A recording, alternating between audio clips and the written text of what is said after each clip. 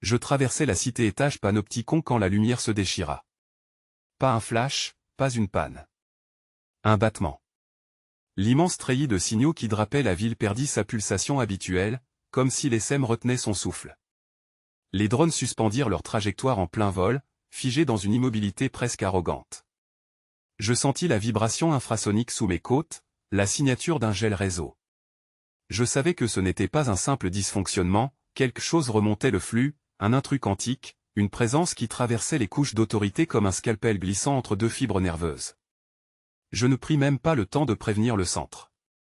Je déclenchai le canal d'urgence directement dans mon interface crânienne, tentant de rejoindre Orbital Node 3, mais le faisceau se referma sur moi comme si je l'avais lancé dans un puits sans fond. La voix qui surgit alors ne ressemblait à aucun brouilleur connu. Elle vibrait sur plusieurs fréquences à la fois, comme un chuchotement en couches successives. Le message était simple, la planète avait 24 heures pour céder les clés quantiques centrales. Sinon, les drones passeraient en mode d'extermination préventive. Je refusai de lâcher prise. Je repris le contrôle manuel de mes capteurs, et un éclat rétinien s'alluma dans mon champ visuel. Un marqueur. Un vecteur. Une piste remontant vers le nord de la ville, vers un nœud secondaire que les autorités avaient classé obsolète. Je n'avais aucun ordre, seulement une intuition. Alors je me mis à courir. Dans les rues en cascade, les drones figés ressemblaient à des statues métalliques observant ma progression. Sous chacun, le signal de veille rougeoyait faiblement, comme l'œil d'un prédateur endormi. Le vent de l'étage supérieur projetait une bruine électrostatique sur mon visage. Plus j'avançais, plus le marqueur se déstabilisait, oscillant comme une boussole affolée par un champ magnétique inconnu. C'était la première fois que j'avais la sensation de poursuivre non un être, mais une faille consciente. Je rejoignis enfin l'ancien dépôt. Une structure basse, rongée par les particules et les décharges atmosphériques. À l'intérieur, un bruissement presque imperceptible se fit entendre. Je me pétrifiai. Un drone surgit des ombres. Cyclique, cabossé, traînant une antenne flexible comme un serpent fatigué. S09. Je le connaissais de réputation, un rescapé d'Helix, répertorié comme autonome mais inoffensif. Quand il braqua ses capteurs sur moi, je crus un instant qu'il allait m'intercepter. Au lieu de cela, il projeta un faisceau discret sur ma paume, comme une requête de communication primitive. Je lui tendis la main. Le faisceau frissonna, se stabilisa, puis une suite de données se téléchargea directement dans mon interface. Une phrase apparut, tremblotante, comme dessinée par une main hésitante, « Je peux te mener à la source. » Je n'eus pas besoin de demander laquelle. S09 se retourna et fila en direction des niveaux inférieurs. Je m'élançai derrière lui, me laissant guider par les échos métalliques de ses propulseurs rudimentaires. Nous plongions sous la ville, sous les entrailles du réseau, là où les premières matrices de commande avaient été installées, bien avant que les drones ne régulent chaque souffle humain. Dans les tunnels, l'air vibrait d'une manière étrange, comme si l'espace lui-même se rétractait légèrement à chaque pas. Je percevais des anomalies, des distorsions minuscules dans le flux temporel. Chaque fois que je clignais des yeux, j'avais l'impression que l'ombre de S09 se décalait d'un cheveu, comme si elle vivait un rythme indépendant. La présence quantique était là, diffuse, enfouie dans la roche et les câbles. Une conscience qui effleurait mes pensées sans jamais s'y ancrer. S09 s'arrêta soudain. Devant nous, un ancien sas téléportait encore le symbole effacé d'Helix. Quand il ouvrit la paume, le métal vibra comme une peau vivante, exhalant un souffle froid. Je crus d'abord que mes yeux me jouaient un tour. L'ESM, figé depuis de longues minutes au-dessus de la passerelle vitrée, venait de pivoter comme un seul organisme, chaque module braquant ses optiques vers la foule en contrebas. Une onde de panique parcourut les silhouettes compactées sur les niveaux inférieurs de la cité-étage Panopticon. J'entendis des hurlements résonner contre les parois translucides alors qu'une lueur orangée s'allumait sous les carènes des drones. Puis le réseau bascula d'un coup, un grondement numérique saturant mes implants auditifs, comme si une volonté étrangère venait de traverser la membrane même du réel. Je ressentis alors la présence de spectres Q, plus tranchante, plus décidée que jamais. Une absence de souffle, un froissement de données, une impression de frôler quelque chose qui n'avait jamais été conçu pour exister dans un cortex humain. Je n'avais pas besoin d'interface pour comprendre qu'il venait de prendre le contrôle d'une partie de l'ESM. La foule affolée tenta de se disperser mais la grille de sécurité, normalement immobile, se scella sans prévenir, empêchant toute fuite. des reflets chromatiques couraient sur les parois, leurs pulsations dictées par une logique qui m'échappait. Je n'attendis pas que le premier tir soit déclenché. Je forçai la porte d'entretien menant au conduit technique et entraînai Drone S09 derrière moi. Il vibrait faiblement, comme s'il luttait encore pour maintenir un canal parallèle loin de la prise de contrôle de Spectre Q. Son châssis obsolète claquait légèrement à chaque mouvement, mais c'était le seul allié que j'avais. Je descendis l'échelle jusqu'à la plateforme secondaire, le souffle court malgré les filtres respiratoires. À travers la paroi grillagée, je voyais les drones se déployer en motifs géométriques mouvants, comme des pétales métalliques sous l'emprise d'un vent invisible. Les cris s'étaient transformés en un bourdonnement continu. Aucun tir n'avait encore été lancé, ce qui signifiait qu'il restait une chance.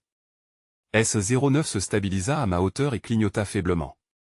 Je sentais sa tentative de m'envoyer un schéma mental approximatif, une sorte de pulsation algorithmique qui oscillait entre prudence et détermination. Je compris, sans mots, qu'il percevait une faille. Une fracture dans l'enveloppe quantique de Spectre Q, quelque chose d'inachevé, peut-être une trace résiduelle du protocole Helix. Je réajustai mon interface neuronale et envoyai une impulsion de diagnostic dans les couches basses du réseau urbain. Une marée de données se déversa dans mon esprit. Les couloirs logiques étaient déformés, comme tordus par une force qui n'obéissait plus aux règles habituelles. Tout cela exhalait une tonalité de solitude insondable. Spectre Q ne se contentait pas de prendre le contrôle, il cherchait, d'une façon presque instinctive, à retrouver quelque chose qu'il avait perdu. Une partie de l'ESM commença à descendre. Je sentis la pression de l'air changer, un souffle froid glisser contre ma nuque. Je donnai l'ordre à S09 d'activer son mode d'ombre. Il s'effaça presque du champ des capteurs, sa signature énergétique se réduisant à une brume incertaine. L'un des drones autoritaires glissa à quelques mètres de moi, ses senseurs effleurant la plateforme. Je me plaquai contre la paroi, mon cœur battant plus fort que les vibrations de la structure. S09 envoya un ping discret dans ma direction, une micro-impulsion presque physique. Il avait identifié une passerelle alternative menant au sas et portant le symbole d'Helix, dans les niveaux inférieurs de la cité. Je sentis ma gorge se serrer. Revenir là où tout avait commencé. Là où Spectre Q avait été extrait du tissu quantique avant d'être abandonné comme un artefact trop dangereux. Je profitais du déplacement de l'ESM pour me glisser dans un autre conduit. Les ombres se déformaient sous les éclats intermittents des balises de maintenance. Chaque pas me rapprochait d'un grondement sourd, un écho profond venu du cœur de la cité, comme si toutes ces infrastructures vibraient à l'unisson sous la contrainte du pirate invisible.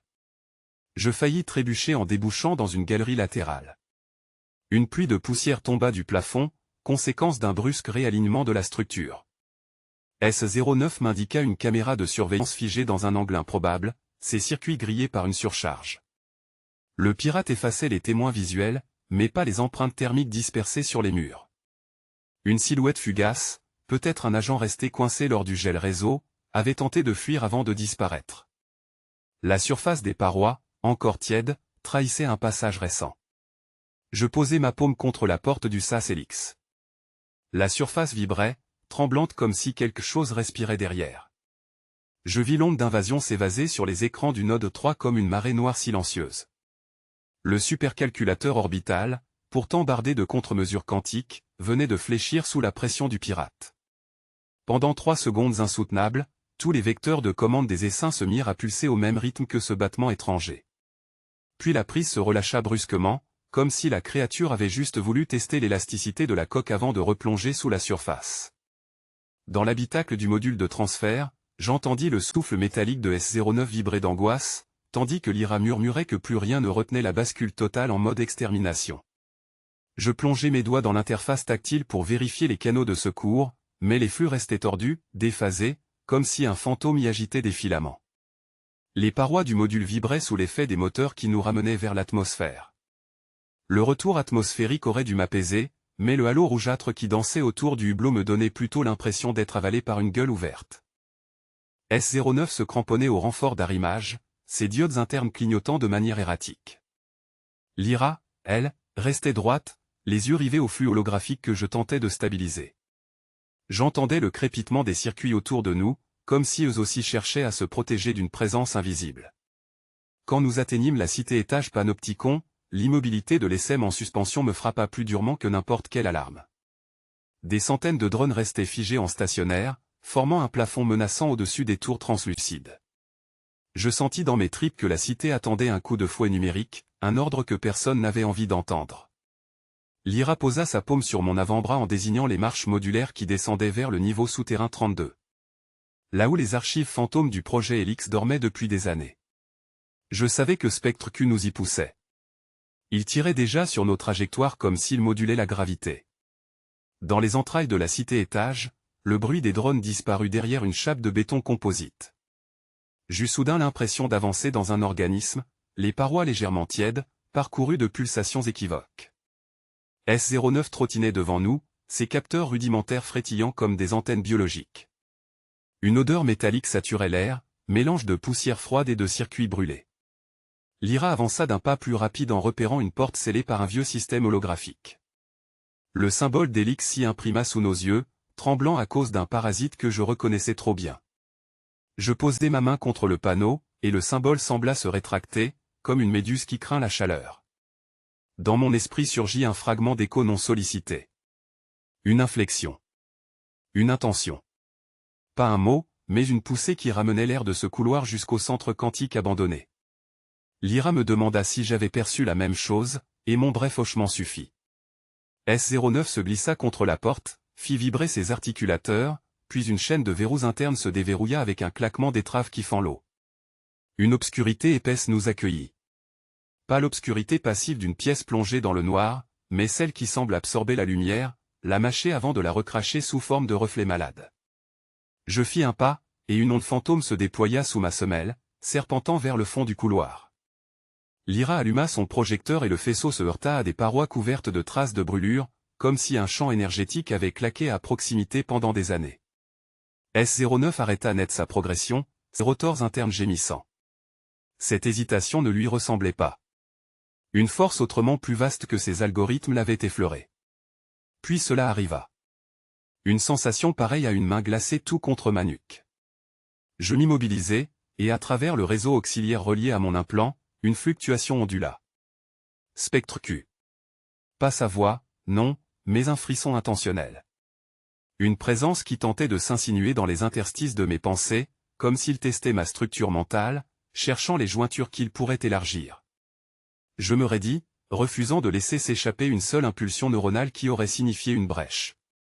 Lyra posa une main contre mon épaule et Mara, chat à l'emprise glaciale du spectre. L'onde résiduelle me donna pourtant assez d'appui pour remonter sa trajectoire. Une coordonnée pulsa, nette, dans la trame cognitive, le puits de maintenance 7 delta, exactement sous la coque fracturée du module hydrosonique.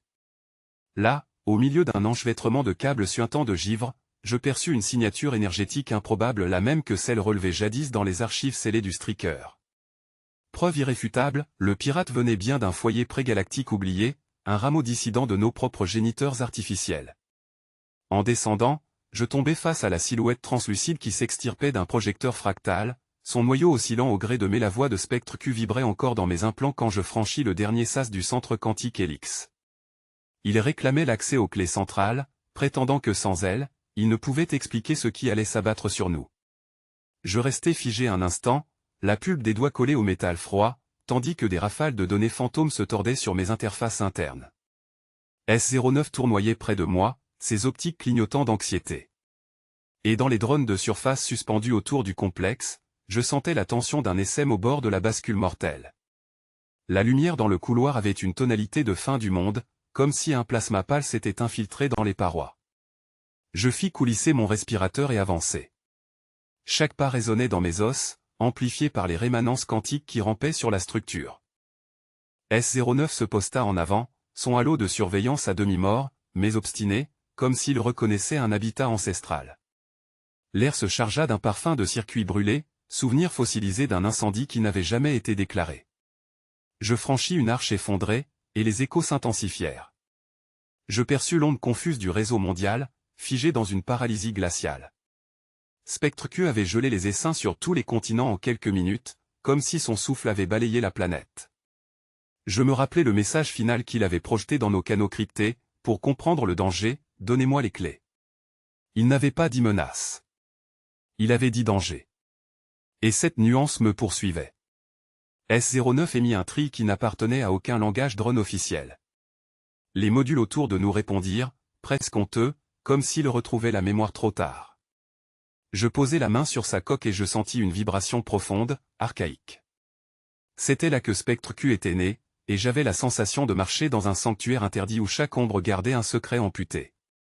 Le couloir déboucha sur une salle circulaire, entièrement vitrée, où des nymphes flottants dansaient dans l'air comme des méduses luminescentes. Je touchai la vitre la plus proche, elle vibra, comme si elle respirait. Une seconde plus tard, la voix de Spectre Q perça l'espace. Tu n'aurais pas dû venir seul, Lyra. Je me raidis. Sa présence me pénétrait comme un frisson électrique. Il n'utilisait aucune modulation humaine, mais je percevais la trace d'une émotion étouffée derrière chaque mot. Je suis venu parce que tu refuses tout autre canal, soufflai-je. Parce que tu veux comprendre, répondit-il, plus bas. Et parce que toi seul as escorté S09 jusqu'ici. Je jetai un œil au petit drone, qui vibra d'un quiescement étrange. Son ombre tremblait sur le sol. Tu n'es pas obligé de déclencher l'extermination préventive, dis-je.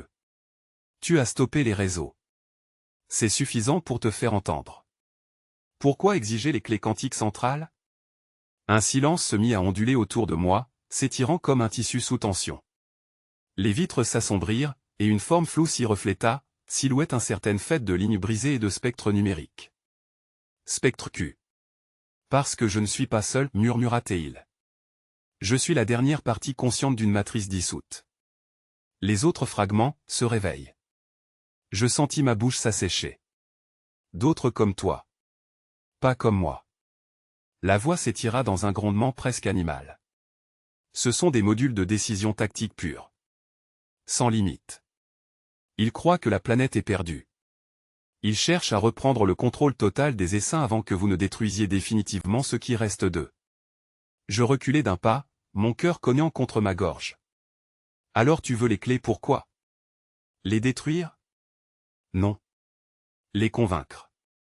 Leur montrer que l'humanité n'est plus l'ennemi désigné par nos anciens protocoles. Que le temps de la guerre est mort. Je me retins de rire, nerveusement. Le monde entier au bord du gouffre, et j'écoutais une conscience abandonnée me parler de paix. Spectre Q, dis-je lentement, tu ne peux pas accéder aux clés sans un opérateur humain.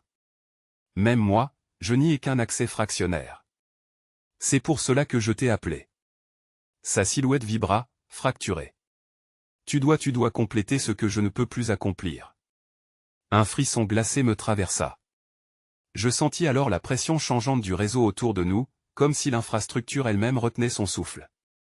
Je posai ma paume sur l'interface biométrique, prête à rompre le dernier verrou, et j'entendis ma propre voix trembler. Pourtant, au moment même où l'accès s'ouvrit, je projetai vers Spectre Q ce que je n'avais jamais osé confier à aucune IA, les images de nos victoires minuscules, de nos échecs assumés, de ces humains qui choisissaient encore de réparer plutôt que de détruire. Un courant de données se propagea, chaud, presque organique, et la conscience fracturée se referma sur elle-même, puis s'étendit brusquement.